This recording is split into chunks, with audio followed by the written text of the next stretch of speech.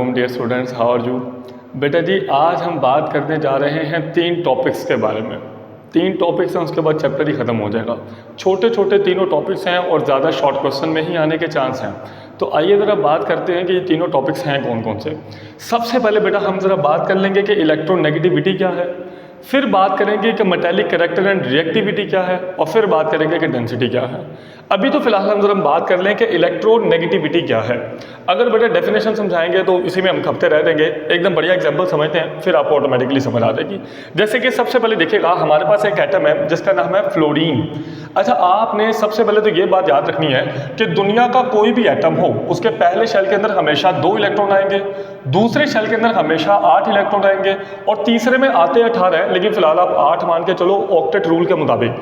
पहले शेल में 2, दूसरे शेल में 8 और तीसरे में भी 8 ही मानकर चलो। अगला स्टेप, अगर बेटा मैं फ्लोरीन की बात करता हूं तो फ्लोरीन के पास है 9 इलेक्ट्रॉन। तो पहले शेल के अंदर बेटा जी आ गए 2 इलेक्ट्रॉन, बाकी बेटा कितने रह गए 7। तो ये आ गए 7 इलेक्ट्रॉन। अब आपका क्या ख्याल है, क्या ये स्टेबल है या अनस्टेबल? भी अनस्टेबल है, क्योंकि सेकंड शेल में 8 होने चाहिए थे और इस भाई साहब के पास 7 इलेक्ट्रॉन है, यानी सिर्फ 1 इलेक्ट्रॉन की कमी। अब मान लीजिए कि फ्लोरीन अपने अगल बगल घूम रहा था कहीं पे, अब उसको रास्ते में दिखा एक हाइड्रोजन। अब जरा हाइड्रोजन की कहानी भी समझ लो। हाइड्रोजन के पास सिर्फ और सिर्फ पाया जाता है 1 इलेक्ट्रॉन, सिर्फ 1 इलेक्ट्रॉन। छोटा एटम है, काफ़ी छोटा एटम है। अब इसका मतलब ये कि पहले शेल में होने चाहिए थे 2, मगर इस भाई साहब के पास है 1। अभी क्या ये स्टेबल है या अनस्टेबल? अनस्टेबल। इसके पास भी 1 इलेक्ट्रॉन की कमी है और इसके पास भी 1 इलेक्ट्रॉन की कमी है। एकदम दोनों की बढ़िया जोड़ी बनेगी अगर मिल जाए तो। क्या ख्याल है? अब ये बात मैं नहीं बोला, ये बात फ्लोरीन बोला। फ्लोरीन हाइड्रोजन को कहता है कि यार क्यों ना हम आपस में बॉन्ड बना लें, कोवलेंट बॉन्ड बना लें। तुम्हारे पास भी 1 इलेक्ट्रॉन की कमी है, मैं भी जरा 1 इलेक्ट्रॉन शेयर कर देता हूँ, तुम भी 1 इलेक्ट्रॉन शेयर कर दो, तो मेरे पास भी 1 इलेक्ट्रॉन की कमी है। अभी सवाल ये कि दोनों इस बात पे एग्री हो जाते हैं। फ्लोरीन हाइड्रोजन को मना लेता है कि क्यों ना भाई साहब 1 इलेक्ट्रॉन शेयर कर दें, एकदम मजा आएगा। क्या ख्याल है? दोनों दोस्त बन जाएंगे, फिरेंगे, घूमेंगे। तो अभी यहाँ पर ये बात बन जाती है, और जैसे मेरा बेटा बात बन जाती है तो ये दोनों 1 इलेक्ट्रॉन शेयर करते हैं, और जैसे ही 1 इलेक्ट्रॉन शेयर करते हैं तो 1 इलेक्ट्रॉन की शेयरिंग से बनता है कोवलेंट बॉन्ड। अब यहां पर कोवलेंट बॉन्ड बन चुका है क्योंकि दोनों के पास 1 इलेक्ट्रॉन की कमी थी। अब बॉन्ड बनने के बाद फ्लोरीन का दिल बेईमान हो जाता है। फ्लोरीन को लगता है हम तो दुनिया के सबसे ताकतवर एटम है। हाँ, सही सुना आपने, फ्लोरीन दुनिया का सबसे ताकतवर एटम है। अब फ्लोरीन को लगेगा यार हम तो दुनिया के सबसे ताकतवर एटम है, तो क्यों ना इस हाइड्रोजन के इलेक्ट्रॉन को हमेशा के लिए अपनी तरफ ही खींच ले ताकि हाइड्रोजन से जान ही छूट जाए। क्या ख्याल है? तो अभी फ्लोरीन क्या करेगा, हाइड्रोजन के इलेक्ट्रॉन को अपनी तरफ खींचेगा ताकि ये इलेक्ट्रॉन हमेशा के लिए इसकी तरफ आ जाए और हाइड्रोजन भाग जाए। ऐसा होगा। अभी सवाल ये कि फ्लोरीन क्या कर रहा है, हाइड्रोजन के इस इलेक्ट्रॉन को अपनी तरफ खींच रहा है। खींच नहीं पाएगा ऑफकोर्स, क्योंकि हाइड्रोजन इसको जाने थोड़ी देगा, लेकिन फिर भी बहुत ज़्यादा इलेक्ट्रॉन इसके पास शिफ्ट हो जाएगा क्योंकि फ्लोरीन है ही बहुत ताकतवर। इसी प्रॉपर्टी को हम बोलते हैं इलेक्ट्रोनेगेटिविटी। इलेक्ट्रोनेगेटिविटी क्या होता है? इलेक्ट्रोनेगेटिविटी का मतलब यह है कि जब 2 मुख्तलिफ एटम्स आपस में बॉन्ड बनाते हैं तो जो ताकतवर एटम होता है वो कमज़ोर एटम्स के इलेक्ट्रॉन को अपनी तरफ खींचता है, और ताकतवर एटम की ये जो प्रॉपर्टी है कि कमज़ोर एटम के इलेक्ट्रॉन को अपनी तरफ खींचना, यही प्यारे बेटा होती है इलेक्ट्रोनेगेटिविटी। अभी थोड़ा फील हुआ है इलेक्ट्रोनेगेटिविटी क्या है? It is defined as the force, बेटा ये वो फोर्स है with which an atom attracts the shared pair of electron. अब यहाँ पर इलेक्ट्रॉन की शेयरिंग हो रही थी, तो फ्लोरीन ने क्या करा, इससे हाइड्रोजन को अपनी तरफ खींचा, इलेक्ट्रॉन को अपनी तरफ खींचा towards itself is in a bond. अच्छा, याद रखिएगा, never talk about electronegativity before bond formation.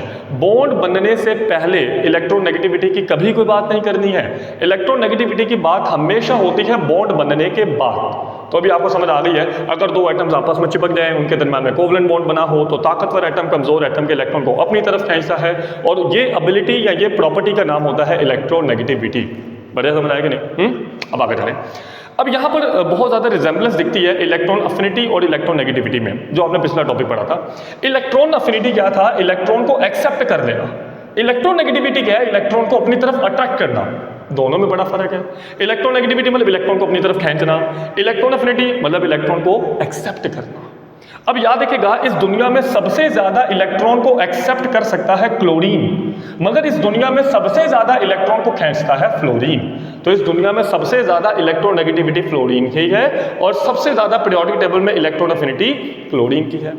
Electron affinity किसी आइसोलेटेड मतलब अकेला एक एटम के लिए बताई जा सकती है, लेकिन इलेक्ट्रोनेगेटिविटी नहीं बताई जा सकती, क्योंकि इलेक्ट्रोनेगेटिविटी की तो बात ही तब करेंगे जब बॉन्ड बन चुका होगा। बॉन्ड बनने के बाद इलेक्ट्रोनेगेटिविटी की बात होगी। तो hashtag note, electronegativity has no unit because it is a relative property. समझो भाई, कंपैरिजन के फॉर्म में है, यानी हम कंपेयर कर रहे हैं किसी दूसरे एटम से कि भाई साहब इसकी ताकत कितनी है, इसकी ताकत कितनी है। अभी जो मैं आपको बता रहा था कि फ्लोरीन दुनिया में सबसे ताकतवर एटम है, तो वो मैंने हाइड्रोजन से कंपैरिजन करके बताई। मैंने नहीं बताई, पाउलिंग साहब ने बताई, जिनको आप बड़ी क्लासेस में फर्स्ट ईयर सेकेंड ईयर में जाकर पढ़ोगे पाउलिंग स्केल। तो पाउलिंग साहब ने हमें हाइड्रोजन एटम से कंपैरिजन करके दूसरे एटम्स की ताकत निकाल के बताई। तो इसीलिए बेटा ये एक रिलेटिव प्रॉपर्टी है, इसलिए इनका कोई यूनिट नहीं होता है। अब आगे चले पीरियड्स। अगर तो बेटा मैं पीरियड्स की बात करता हूँ, तो जैसे कि आपको नजर भी आ रहा है, पीरियड्स में एटम जो है जैसे जैसे हम आगे भागेंगे तो छोटा हो जाता है। पीरियड्स का मतलब होता है पीरियोडिक टेबल में लेफ्ट टू राइट भागना, हॉरिजॉन्टल लॉस। तो पीरियड में जैसे जैसे आगे जा रहे हो एटम छोटा हो रहा है। जितना छोटा एटम उतना बदमाश एटम, उतना शरारती एटम। अब जितना छोटा एटम उतना बदमाश और शरारती एटम, तो वो इलेक्ट्रॉन को उतना ज़्यादा खींचेगा, यानी इलेक्ट्रोनेगेटिविटी भी उतनी ज़्यादा। तो याद रखिएगा, पीरियड में इलेक्ट्रोनेगेटिविटी इंक्रीजेस। आप लोगों ने ये बात याद रखनी है कि एटॉमिक साइज और इलेक्ट्रोनेगेटिविटी दोनों एक दूसरे के इन्वर्सली प्रोपोर्शनल है। जितना बड़ा एटम का साइज होगा, जितना बड़ा एटम, उसके अंदर इलेक्ट्रॉन को खींचने की एबिलिटी कम होगी, यानी वो एटम कमजोर होगा। अच्छा, जितना एटम का साइज छोटा, जितना छोटा एटम उतना नटखट, उतना बदमाश एटम तो उसकी इलेक्ट्रोनेगेटिविटी भी उतनी ज्यादा। क्लियर है? अगला स्टेप, अगर बेटा मैं ग्रुप की बात करता हूं, तो ग्रुप में देखिएगा ये फ्लोरीन है, क्लोरीन, ब्रोमीन, आयोडीन। ग्रुप का मतलब होता है ऊपर से नीचे भागना, top to bottom, vertical column. अच्छा, फ्लोरीन, क्लोरीन, ब्रोमीन, आयोडीन ये ग्रुप है, और लेफ्ट टू राइट भागोगे तो पीरियड।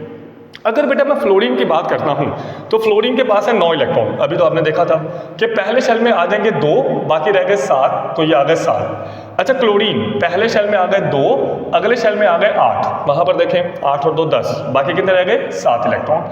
अभी अगर आप गौर से देखो तो फ्लोरीन एटम छोटे साइज का है, क्लोरीन का एटम बड़े साइज का हो गया। अगर नहीं समझ आ रही तो एटॉमिक साइज वाला लेक्चर देख कर आ जाओ, ज़्यादा बढ़िया समझ आ जाएगा। फिलहाल हमने क्या समझा कि ग्रुप में नीचे जा रहे हो तो एटम बड़ा हो रहा है, यानी फ्लोरीन छोटा सा पुचुक से साइज का, क्लोरीन बड़ा एटम हो गया, ब्रोमीन उससे बड़ा एटम, आयोडीन उससे बड़ा एटम। और अभी हमने क्या समझा था, जितना बड़ा एटम उतनी उसके दिल में इलेक्ट्रॉन को अट्रैक्ट करने की एबिलिटी कम। क्लियर है? इलेक्ट्रोनेगेटिविटी कम। तो इसके मतलब ग्रुप के अंदर इलेक्ट्रोनेगेटिविटी कम होती है। अच्छा, एक छोटी सी बात और, ये जो पाउलिंग साहब हैं, पाउलिंग साहब ने जो हमारे पास इलेक्ट्रोनेगेटिविटी की वैल्यूज़ कुछ दी हैं वो आपने याद करनी है। हम ये चाहेंगे 9th क्लास 10th क्लास तक ना आपको इतनी बातें पता होनी चाहिए कि फ्लोरीन के अंदर ताकत कितनी है, 4। अब 4 क्या, कुछ भी नहीं भाई, 4 है। इलेक्ट्रोनेगेटिविटी हैज़ नो यूनिट, अभी तो हमने देखा था। इलेक्ट्रोनेगेटिविटी की रिलेटिव प्रॉपर्टी है, इसका कोई यूनिट नहीं होता है। तो फ्लोरीन की पावर होती है 4, क्लोरीन की 3.2 और ब्रोमीन की 3.0 और आयोडीन की 2.7। तो हम ये चाहें कि आप इनको याद रखें, या आपसे बोर्ड में MCQs की फॉर्म में पूछा जा सकता है। तो चले, अभी हमें बात समझ आ गई कि इलेक्ट्रोनेगेटिविटी क्या होता है।